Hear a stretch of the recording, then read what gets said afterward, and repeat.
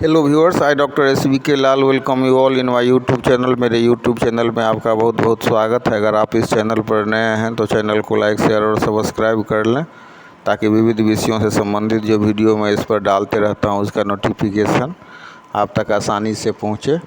आज हम आपके लिए लेकर के आए हैं force between two parallel current carrying conductor, और लास्ट में हम बताएंगे आपको कि अगर हम इसको कैलकुलेट करते हैं force between two parallel current carrying conductor तो फिर इस हिसाब से हम एम्पियर को भी डिफाइन करेंगे। तो इसके लिए क्या करना है, तो इसके लिए सबसे पहले हम दो वायर लेते हैं। एक तार आप देख सकते हैं AB है और दूसरा जो तार है हमारा CD है। इसी को हम लिखते हैं here we are considering two long parallel wires AB and CD carrying current I1 and I2 in the same direction, let R be the separation between them.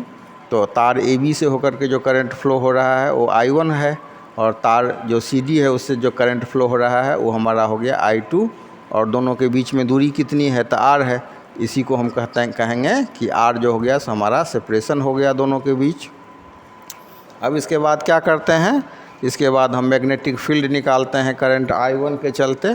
तो the magnetic field produced by current I1 at any point on wire CD, तो ये इसको हम denote करेंगे B1 से magnetic field को। तो ये हो जाएगा हमारा B1 बराबर mu naught I upon 2πr। अब इसके बाद this field acts perpendicular to the wire CD and points into the plane of paper. अब पेपर जो हमारा प्लेन है उसके ये परपेंडिकुलर होगा, जो फील्ड है सो एक्ट करेगा। इसके बाद it exerts a force on current carrying wire CD। अब जो करंट वायर जो CD है, जो करंट कैरिंग वायर CD, तो उस पर ये जो फोर्स लगाएगा ये बल जो है सो। इसके बाद the force acting on length L of the wire CD। अब जो हमारा वायर CD है उसका लेंथ L है, तो ये जो फोर्स इस पर काम कर रहा है इसको हम F2 से डिनोट करेंगे।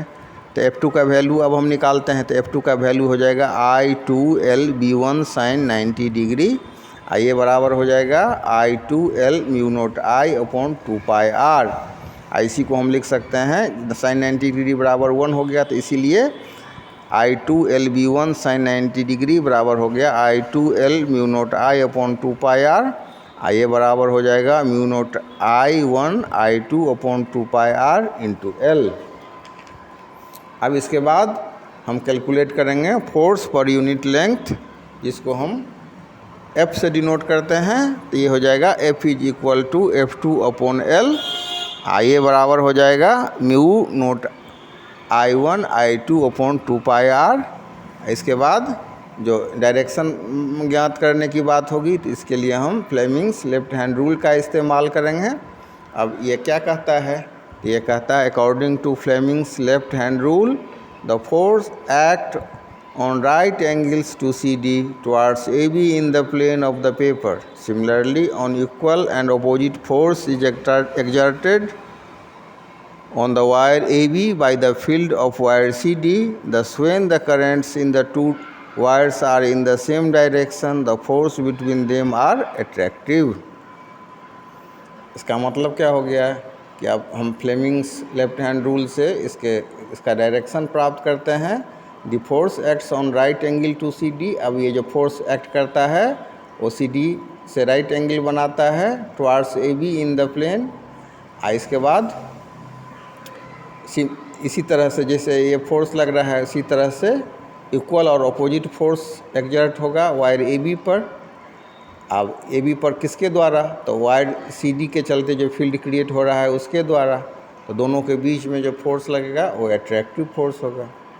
तो इस तरह से हम इसको समझ सकते हैं कि according to Fleming's left hand rule this force acts at right angle to CD towards AB in the plane and opposite force is exerted on the wire AB by the field of wire CD। Thus when the currents in the two wires are in the same direction the force between them are attractive. अब इसके बाद हम चर्चा कर लेते हैं थोड़ी सी ampere के डेफिनेशन के बारे में। तो जब यहाँ हम देख रहे हैं कि AB से I1 करंट हो रहा है, फ्लो हो रहा है, और CD से I2, तो when I1 is equal to I2 and it will be equal to 1 ampere and R is equal to 1 meter, we get F बराबर म्यू नोट अपॉन 2 पाई बराबर 2 गुने 10⁻⁻7 न्यूटन पर मीटर। तो 1 ampere is that value of steady current which on flowing in each of the two parallel infinitely long conductors of the negligible cross section placed in vacuum at a distance of 1 meter from each other produces between them a force of 2 गुने 10⁻⁻7 Newton पर metre of their length। तो इस तरह से हम इसको समझ सकते हैं कि अगर ये करंट I1 और बराबर होगा I2 का और ये वैल्यू हो जाएगा 1 एम्पियर का, और फिर तो जो फोर्स हम कैलकुलेट करेंगे तो F बराबर μ0/2π इज इक्वल टू 2 गुने 10⁻⁻7 न्यूटन पर मीटर। तो इतना ही एक जो होता है 1 एम्पियर होता है।